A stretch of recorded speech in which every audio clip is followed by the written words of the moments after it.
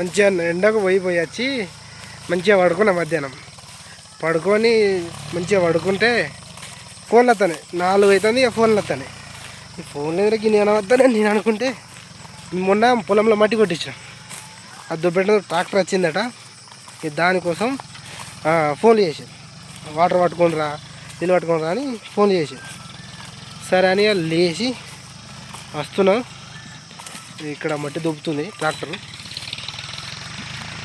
చూడండి.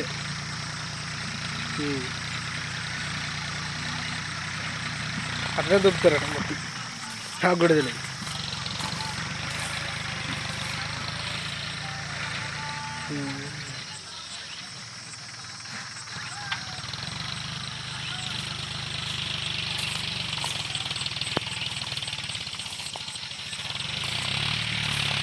ఈ మట్టెలు పోయి దుబ్బిస్తాను అంటే నాకు మా పక్కనే పొలంలో మా పక్కకే చెరువు ఉంటుంది.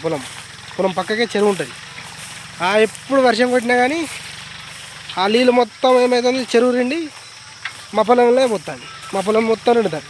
మేము పొలం పెట్టకుండా అవుతుంది. మేము ఇక ఆ పొలం పెట్టాలి కానీ ట్రాక్టర్ తోటి దున్నిచ్చి మంచిగా అన్ని పనులు చేసి రేపు నాటేద్దాం, రేపు ఇచ్చేద్దాం అనగానే వర్షం కొట్టుడన్నా ఏదన్నా ఒకటి అవుడు, కెడలు వాటర్ వచ్చుడు, అటు వచ్చి మా పొలం మొత్తం మునుడు. ఇక అందుకోసమే మొన్న మొరం ట్రిప్పులు మాట్లాడి మొన్న నైట్ కొట్టించినాం. 300 ట్రిప్పులు కొట్టించినాం మొరం. దాన్ని దొబ్బించడానికి వస్తుంది. 250 ట్రిప్పులు అయితే మొరం ఆల్మోస్ట్ దొబ్బించుడు కంప్లీట్ అయింది. ఇంకా ఒక ఎంత అంటే 50 ట్రిప్పుల 100 ట్రిప్పుల మొరం, 250 ట్రిప్పులు అంటే అలా 250 ట్రిప్పుల మొరం కొట్టి దొబ్బేసినాం. ఈ 50 ట్రిప్పుల మొరం ఉంది. ఇది కూడా కంప్లీట్ అవుతుంది దొబ్బు. ఇంతే. ఇక రైతు అంటే ఇంత పొలం పండించడు అంటారు కదా, మీకు 4 ఎకరాల భూమి ఉన్నది, 5 ఎకరాల భూమి ఉన్నది అంటారు. కానీ ఇట్లుంటుంది వ్యవస్థ. మా పొలం దొబ్బించుడు, మట్టి దొబ్బించుడు, పొలం కోసుడు అయిపోయిందంటే మళ్ళీ నాటు పెట్టుడు. రైతు అనేటైనా ఎప్పుడు కానీ ఇది ఒక ఎండాకాలం ఎప్పుడంటే ఒక ఏప్రిల్, ఒక మే మొత్తమే ఇంట్లో ఉంటాడు. మిగతా రోజులు పొలాల్లో ఉంటాడు. ఇప్పుడు ఆల్రెడీ దొబ్బించినామా, ఇప్పుడు ఆల్రెడీ వర్షాలు స్టార్ట్ అయినాయి. వర్షం సీజన్ స్టార్ట్ అయిందంటే మళ్ళీ ఏం చేస్తాడు, మళ్ళీ పొలం దున్నిచ్చుడు, నాటు పెట్టుడు, మళ్ళీ నాటు మందు కొట్టుడు, మళ్ళీ ఇంకేంటి మళ్ళీ పొలం కోసుడు, అవి ఎండ కోసుడు, వడ్లను మళ్ళీ వడ్లు ఎండ కోసిందని అమ్ముడు, ఆ పైసలు వెయిట్ చేసుడు. ఇంతే. ఇక రైతు కష్టాలకి ఇంత.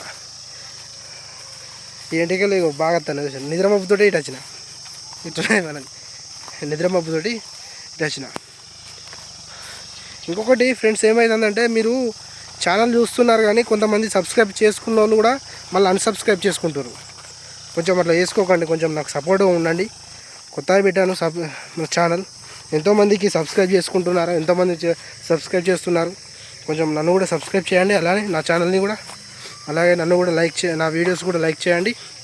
కొత్తగా పెట్టాను ఇప్పుడు ఈ మధ్య ఛానల్, ఇప్పటికి 500 మంది సబ్స్క్రైబర్లు అయ్యారు. ఈ మధ్య నేను కూడా కొంచెం అంటే యూట్యూబ్లో వీడియోలు కూడా చేయడం లేదు, బాగా కొంచెం వర్క్ చేయబట్టి ఈ వర్క్ చేయబడి ఆ యూట్యూబ్ వీడియోలు కూడా చేయట్లేదు. నాకు 500 మంది 520 మంది సబ్స్క్రైబర్లు ఉండే, ఇక వాళ్ళు చాలా అన్సబ్స్క్రైబ్ చేసుకున్నారు. ఇప్పుడు ప్రజెంట్ అయితే 510 మంది సబ్స్క్రైబర్లు ఉన్నారు. కొంచెం పెంచండి. వీడియోస్ చూసినాక అన్సబ్స్క్రైబ్ చేయకండి. మీరు ఏం చేయట్లేదు, జస్ట్ ఓన్లీ సబ్స్క్రైబర్గా చేసుకునేది. కొంచెం సబ్స్క్రైబ్ చేయండి please friends, please. Okay, bye, ఉంటా మరి.